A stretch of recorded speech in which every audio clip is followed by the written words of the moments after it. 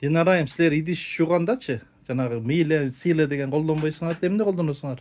Мен мынакей могул жерде сода турат. Көбүнчө сода менен ысык суу куюп алып эле жуйм, анан же кетпей калган эмелер болсо, ошолорду сода менен жуйм.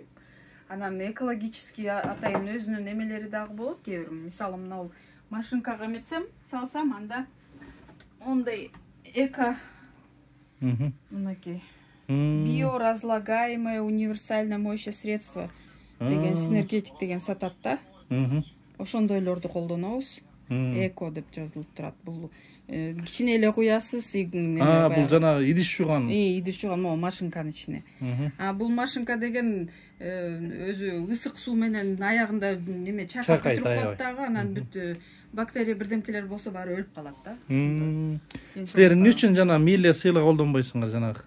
Идиш жуугандарда аяк колдонот. Фери, мери дегендер. Алардын составында аябай күчтүү химикаттар бар да. Анан канча жуусаңыз деле, суу менен чайкасаңыз деле кетпей эле, монтип эле майланышып эле жуу эмете берет го. Ошол деген калып калат дагы. Анан чай-пай, тамак куйганда ага дагы кайра ичиңе кирет. Анан өзүбүз тамак менен кошо, анын баары биздин ичибизге кирет дагы. Анан биз өзүбүз отравление постоянно. Жана оорулар ошодон чыгышы да мүмкүн да. Жана боор оору, бөйрөк оорудан башталат, анан аягы онкология менен өткөндөрдүн баары эле ошондой оорулары көзгө көрүнбөгөнчү. Кыргыз мына жөнөкөй эл демек соданы эле колдонуш керек экен идиш жууганда. Илгери жок болчу да мунун баары. Илгери биз апаларыбыз жалбыз менен жуучу, жалбыз менен элечи, май жайдын күндөрү, анан кышта эмне менен жууганын билбейм, иши кылып. Мындайлар кийинде чыкты да, туурабы? Пищевой сода мурда деле бар болчу, эгерде жанагындай аябай май болгон эмелер кетпей калса, ошол пищевой сода менен жууп койсо эле оңой эле кетип калат. Пищевой сода неме өзүбүз ичкенге да эч кандай зыяны жок, ал пайдалуу нерсе да. Калып калса да курсакка түштө эчтеке болбойт. Эчтеке болбойт. Мына.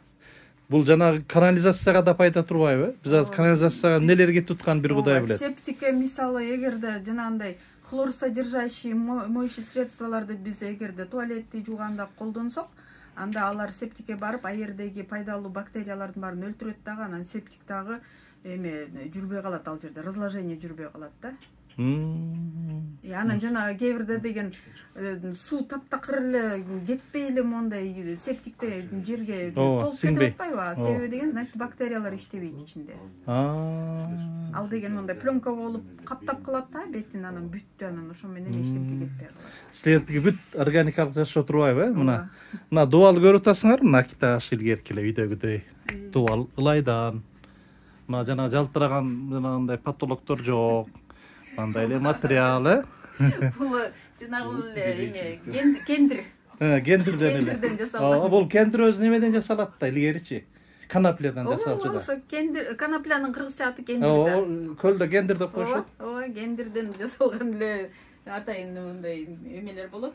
Мешок деп коет мурда кыргызча мешок жасалат. Сары мешок деп коючубуз. Бул аябай бышык болот. Бышык болот. Ушул пайдалуу экен да көрсө. Бул жөнөкөй да мында эч кандай химия жок составында.